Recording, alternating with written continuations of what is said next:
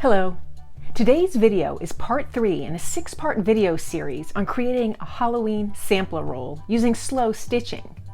Today's video, part 3, is also prompt number 2, and we'll get started with that right away.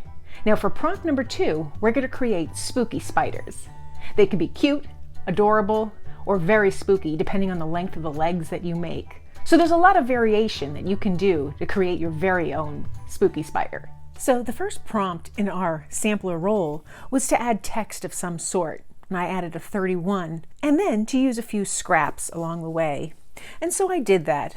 I put a little bit of ribbon scraps, some other ribbon garland that I had cut to a leaf, and so on. I do have a couple of charms that I want to add as well, just to continue that prompt. But for today, the prompt that I want to add is have you add a spider. Now, the prompt is really very general. You can add a spider web. You can add anything indicative of a spider. Spider eyes, the fangs, anything along those lines. I'm going to add a long web, winding web, with a little teeny spider on it. And so because of that, I want to make sure that my web, which I'm going to do in white, a very light pearl, crosses the darker areas because that's where it will stand out. And I want the spider, being dark, to be on the lighter fabrics. So I'll just take a moment, figure out where I want this to be. I think I'll have my spider right here on this white piece.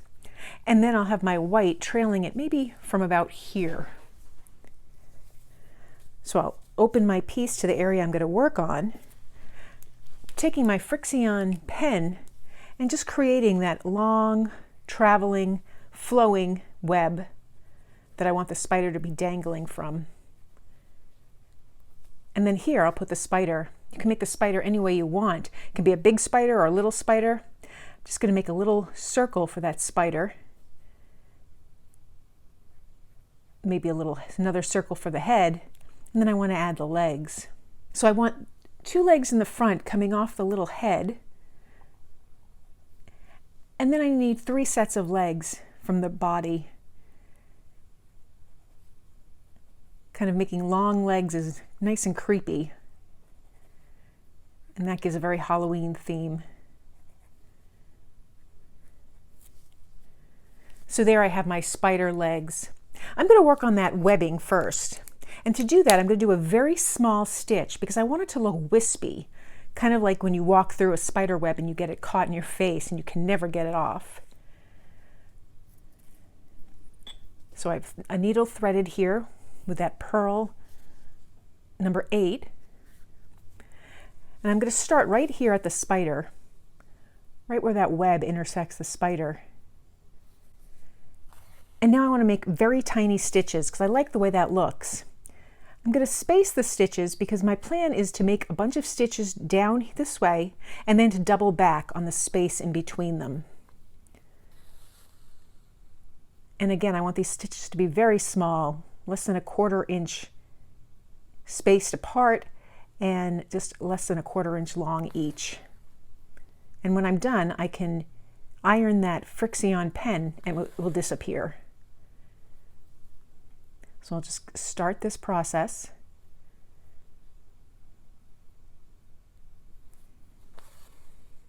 Now there are plenty of other stitches you can use. You don't have to use this straight stitch. You could use a running stitch, a stem stitch, a back stitch, anything that you like. You don't have to stick to just white either for the web. That's the beauty of it being Halloween and being creative. You can use any color you'd like. A variegated thread would also be very pretty. I like that the web is like a long string, so it leads the eye to what we want to see here. And you can have fun with it. You can make multiple spiders or baby spiders. It's totally up to you.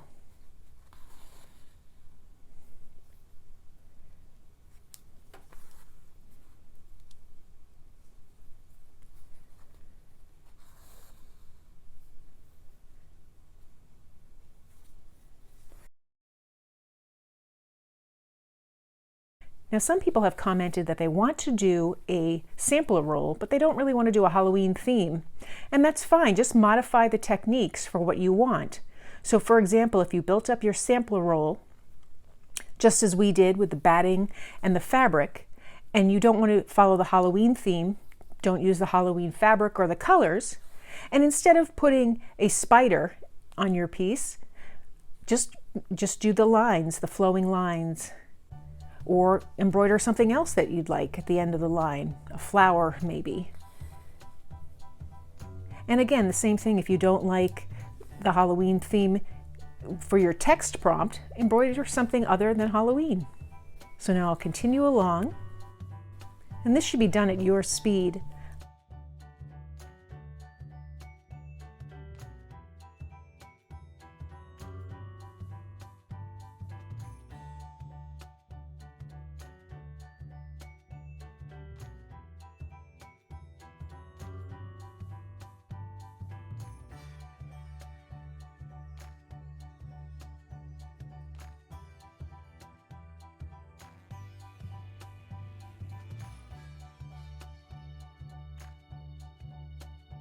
Now I don't hesitate to go over those stitches that I made for the border, particularly with this white, the way it really shows up so nicely.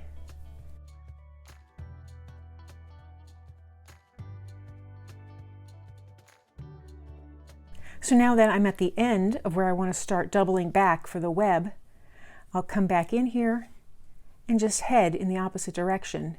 And I'm going to connect that space in between all my stitches, so it'll appear to be one line, and when you look closely you'll see that it's multiple stitches.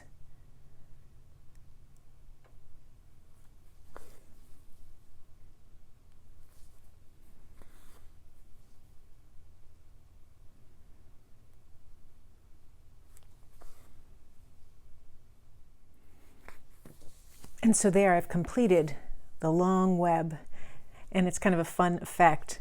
I'll knot this on the back, and then I'll start my spider.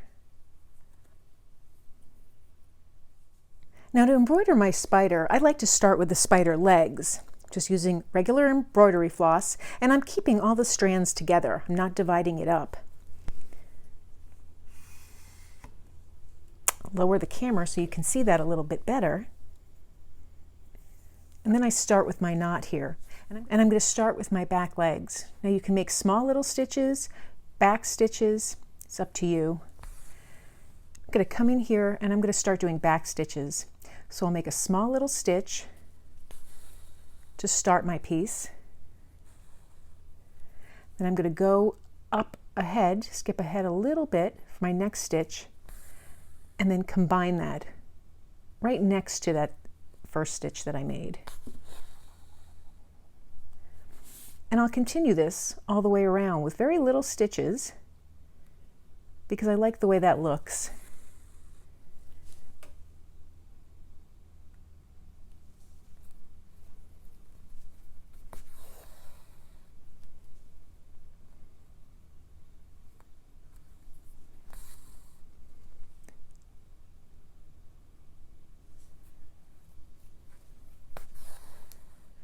I like to start away from my spider and work my way towards the body. So I always start the legs away from the body.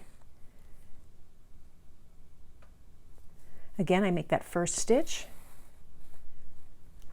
and then I make that second stitch as a back stitch coming right in to meet that first stitch.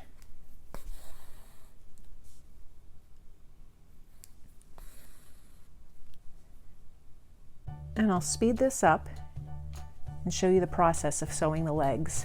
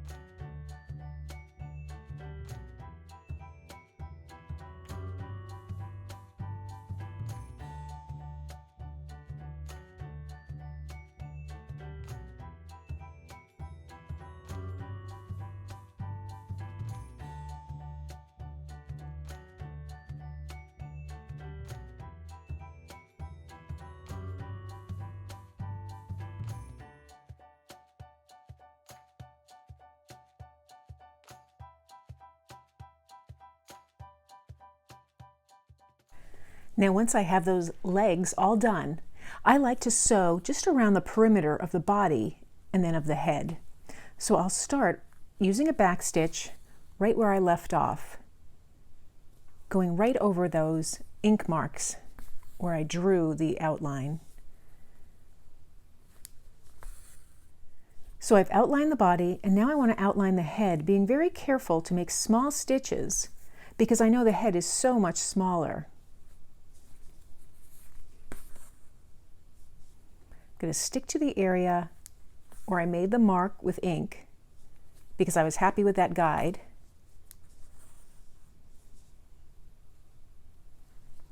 And I'm not going to overdo it. Now from here, I have a lot of options. I can choose to fill it in with the black thread. I can always add different colors here, different markings of poisonous spiders. The little red triangle comes to mind. I'm going to fill it in with the black, but you could use a metallic thread or anything that you like. And I'm just going to do a straight stitch. So I start at the widest point, treating the head and the body as separate entities, and I pull. And the head being so small, one stitch filled it in nicely. I'm going to move now to the body, stitch across one of the wider points, bringing my needle up right in that area of the outline.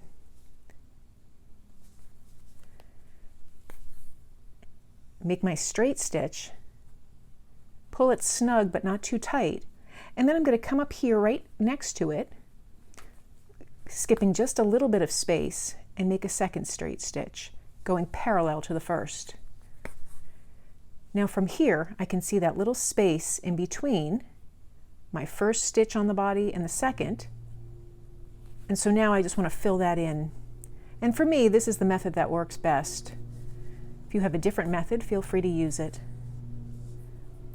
Come over here, add another stitch on the body,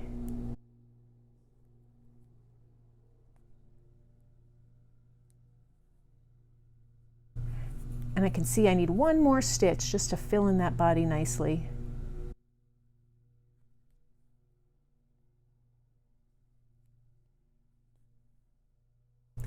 I'll turn this over, knot my thread,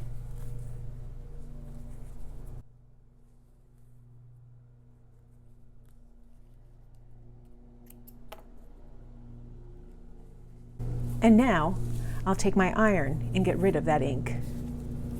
So I'll just put a warm iron, just press it over anywhere I wrote on my sampler roll, just to remove that ink. So now my sampler roll is coming along. I have my button, my 31, my leaf, my spider. I was thinking about putting in the charms, but I think I'll wait and maybe do that at the end. So that was our second prompt in our 5-prompt series. So there's just 3 more to go. To snap a photo of your work and post it with the hashtag Halloween Sampler Roll, and I'll take a look at your work. Thanks for joining me.